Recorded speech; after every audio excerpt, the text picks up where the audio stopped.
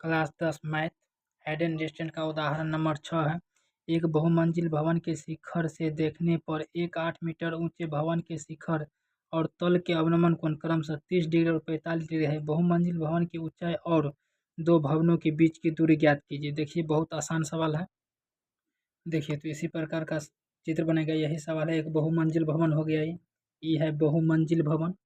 यहाँ पर लिख भी सकते हैं बहुमंजिल भवन।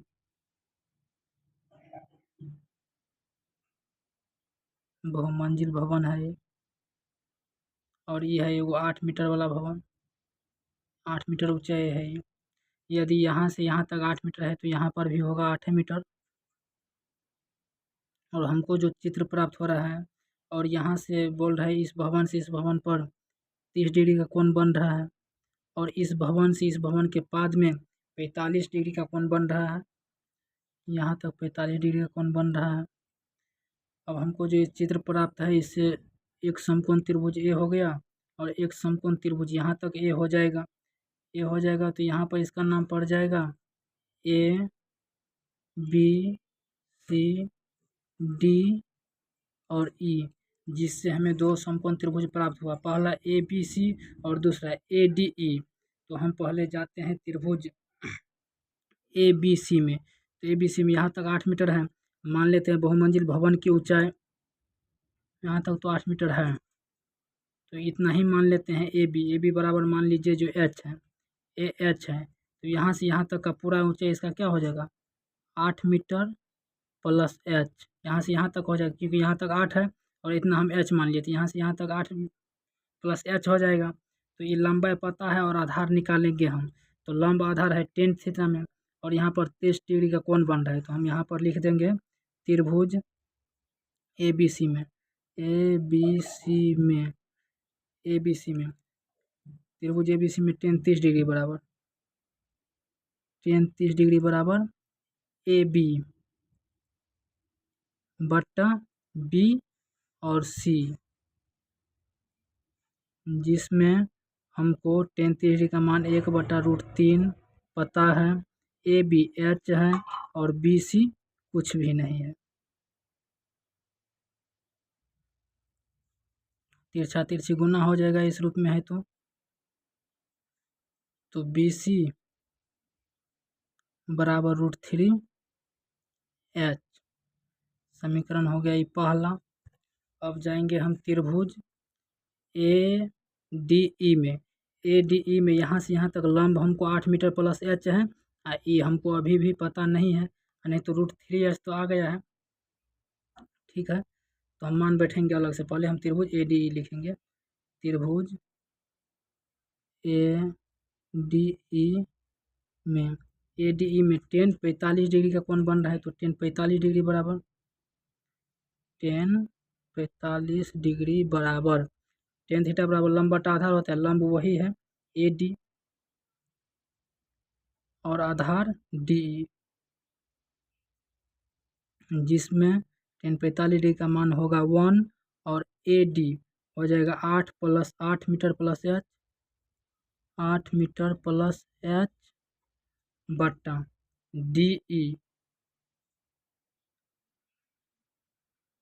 यहाँ भी तिरछा तिरछी गुना हो जाएगा तो यहाँ पर भी हो जाएगा हमको डी ई बराबर 8 metre plus H. D E का मान यहाँ भी और डी ई का मान यहाँ निकला है, यहाँ बी सी का मान निकला है। ये है समीकरण दूसरा। तो यहाँ पर हम लिखेंगे समीकरण पहला तथा दूसरा से।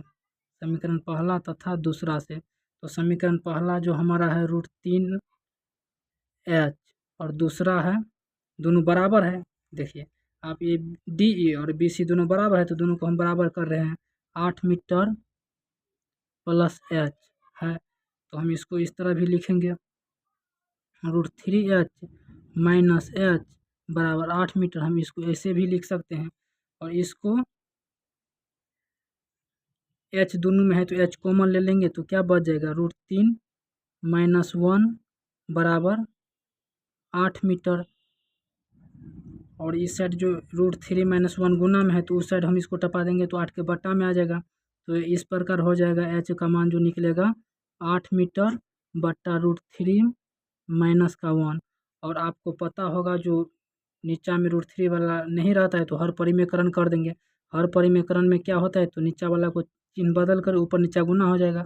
√3 + 1 √3 + 1 परिमेकरण करने पर यहाँ चाहे तो लिख सकते हैं।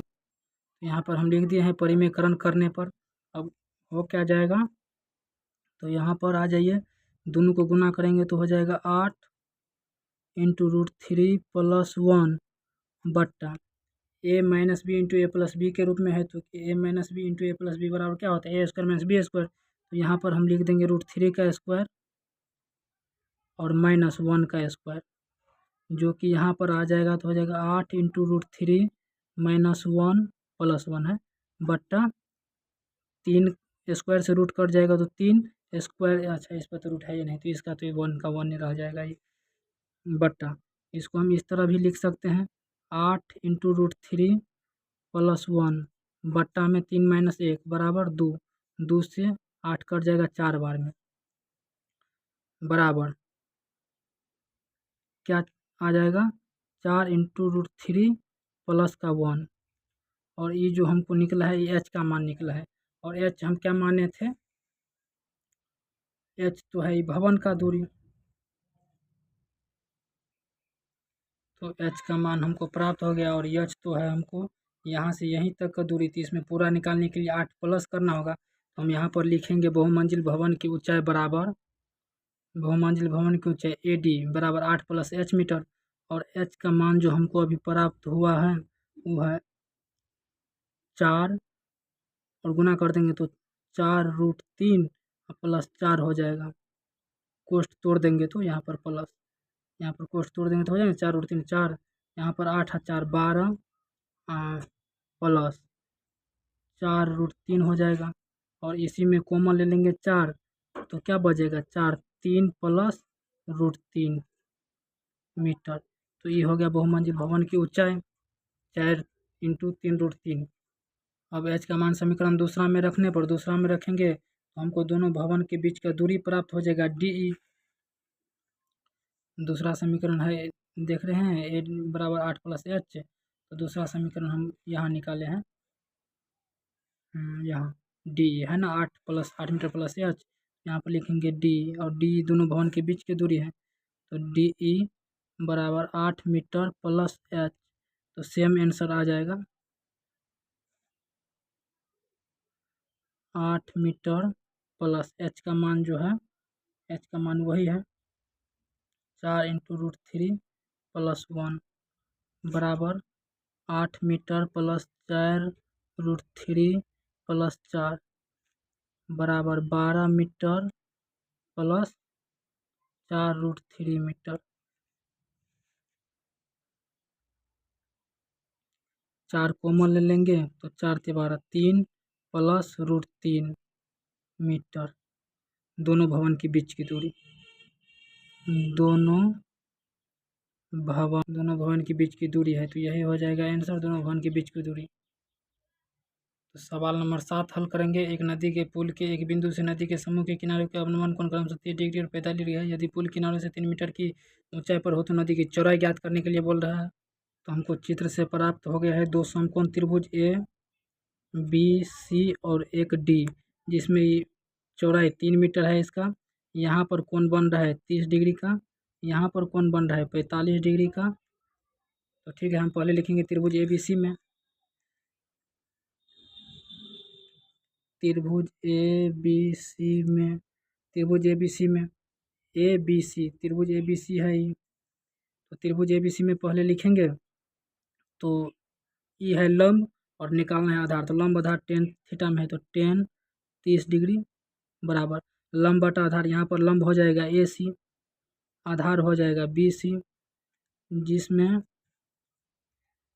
tan थीटा का मान होता है 1/√3 बराबर AC का मान AC है 3 मीटर, BC का मान पता नहीं है।